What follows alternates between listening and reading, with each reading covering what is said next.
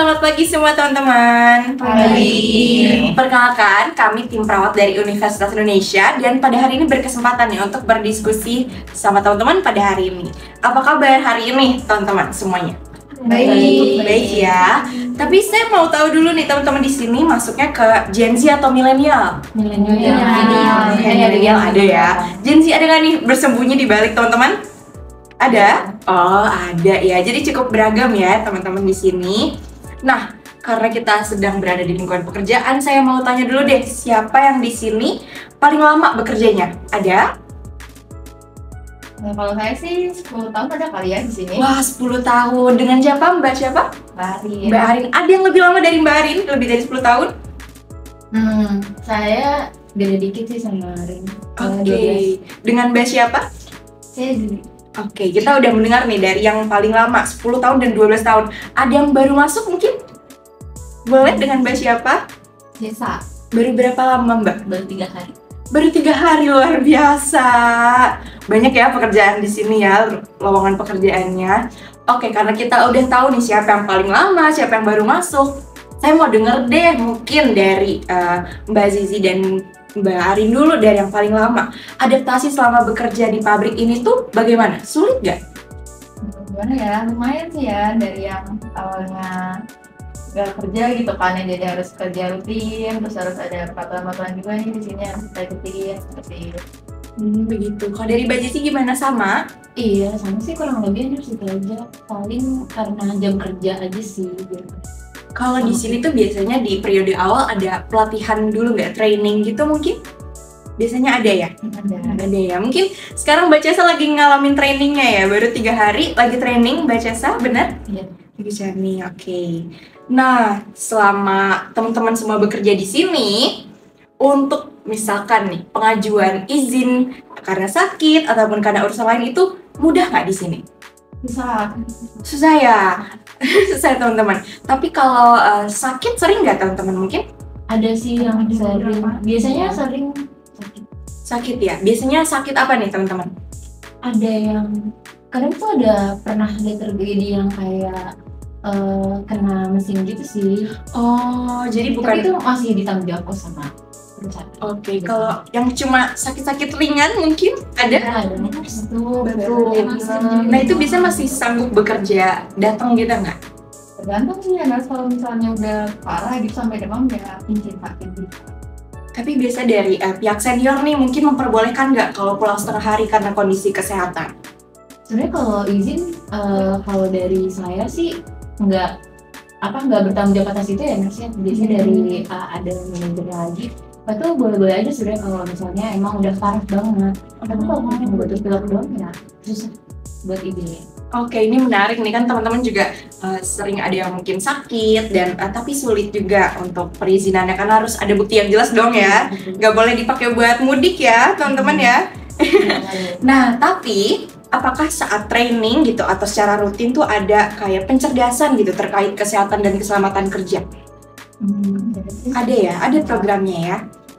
Menurut teman-teman itu sudah cukup membantu nggak untuk memahami? Karena kalau menurut saya sih kurang ya, karena Kurang ya. nggak intens dan bukan sesuatu yang wajib juga sih. Kayak cuman selintas gitu. Jadi nggak dibahas fokus gitu sih. Oke. Secara general aja gitu. Jadi nggak membiasakan diri untuk menerapkan juga ya berarti ya.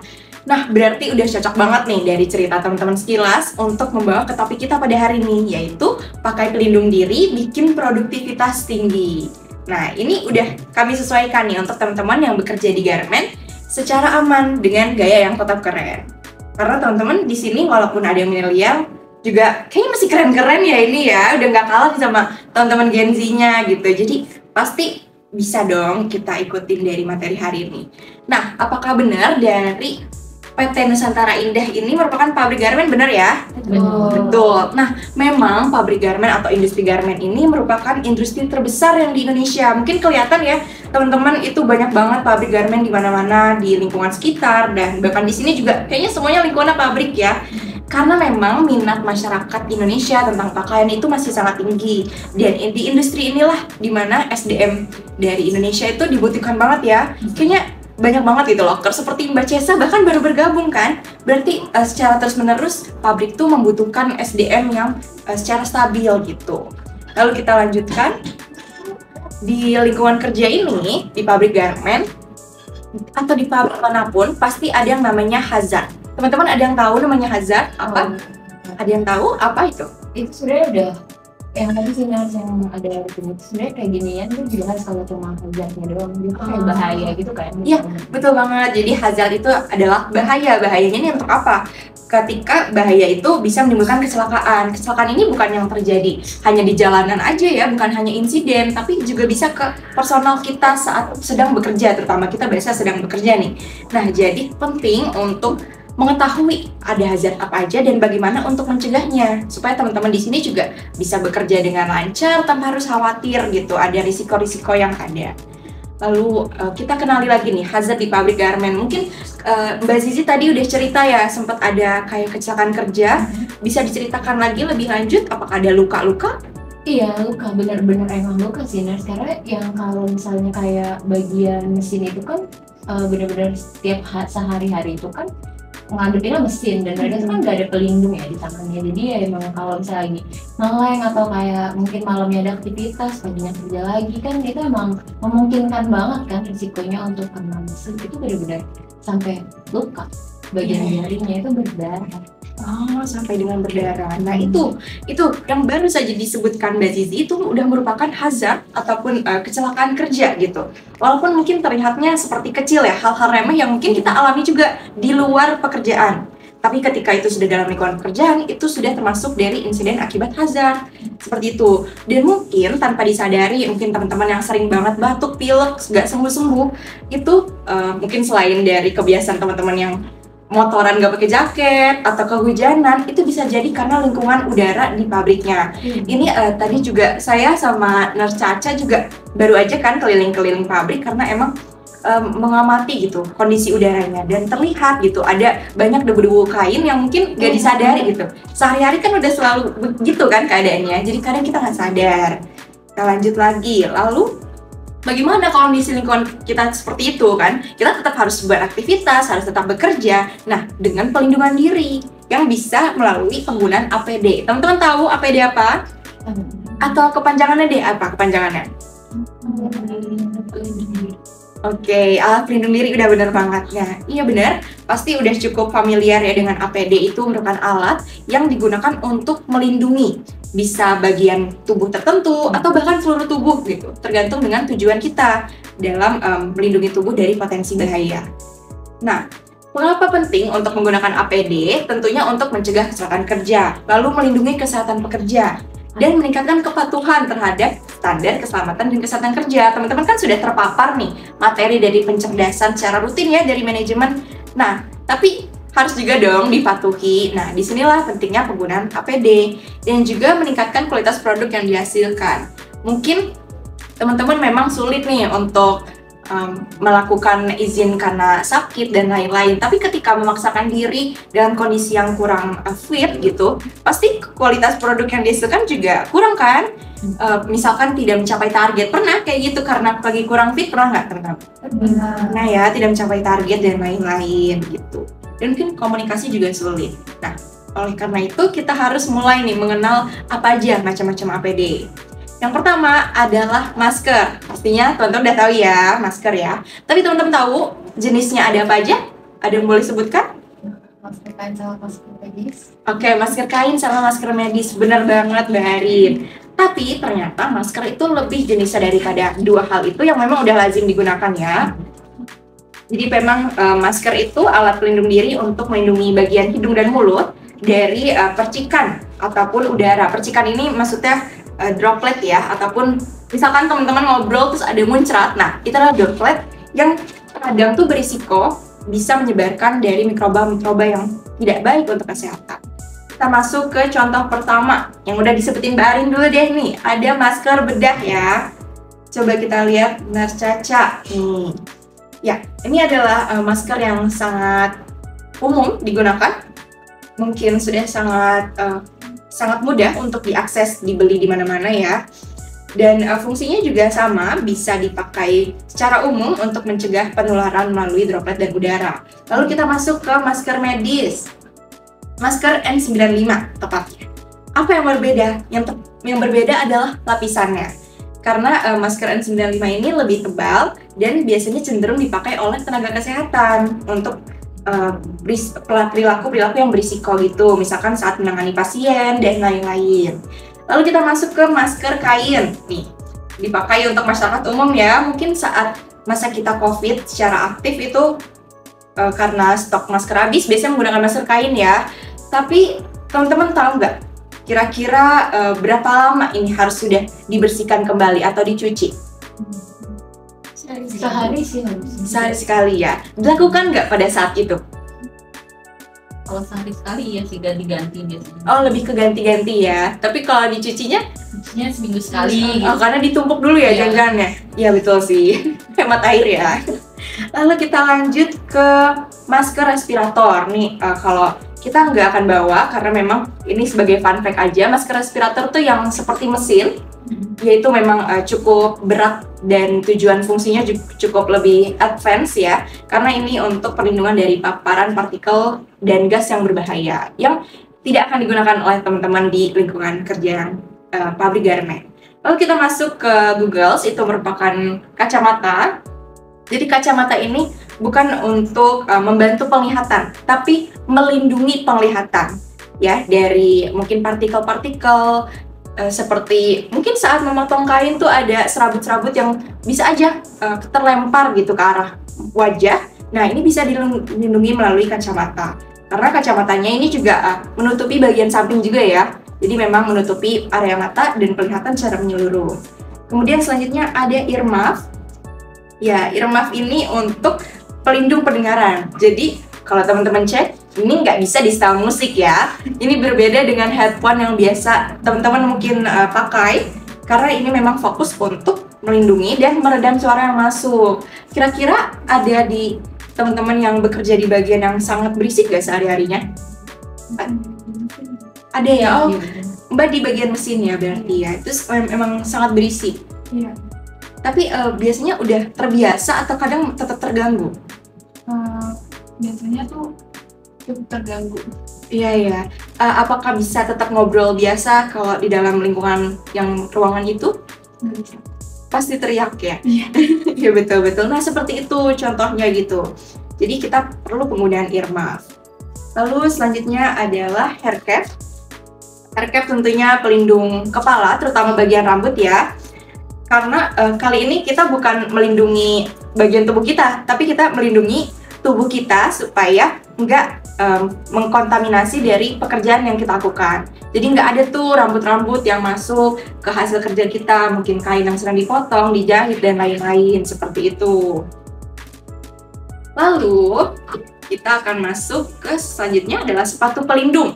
Coba saya cek dulu di sini, teman-teman lagi pakai alas kaki semua ya. Ada yang pakai sendal?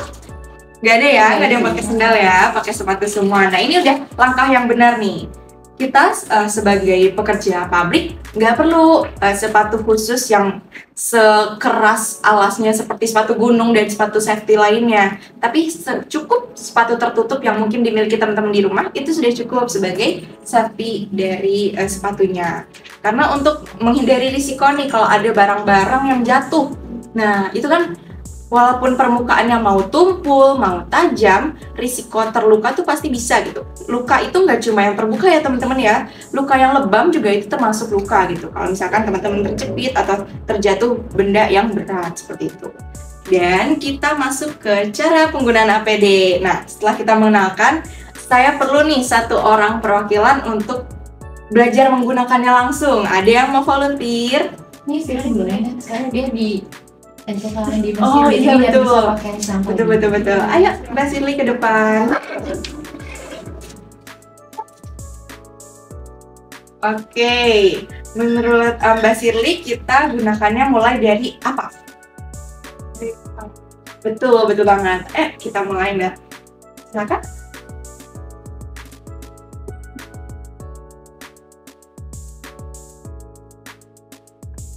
Boleh dibantu Caca. Oke, selanjutnya kita pakai apa nih? Ya, betul banget.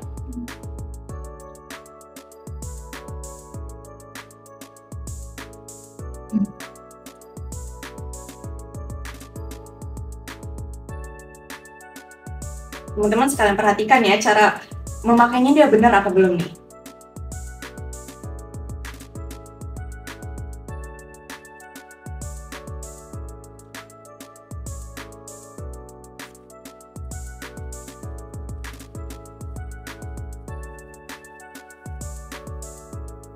Lalu selanjutnya kita pakai earmuff atau pelindung telinga. Nah, sudah lengkap nih bagian atas, bagian bawah tetap perlu ya. Ya, kita pakai sepatu pelindungnya.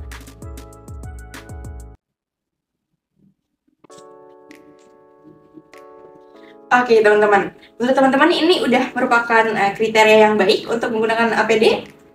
Kurang betul sih. Oh iya, betul sekali. Nah, tapi sekarang saya mau tanya nih, dan mau tes juga deh langsung ke Mbak Shirley.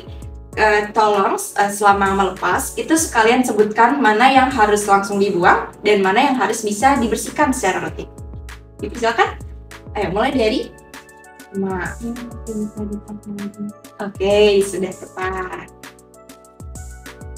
Bisa dibuang. Dibuang, oke.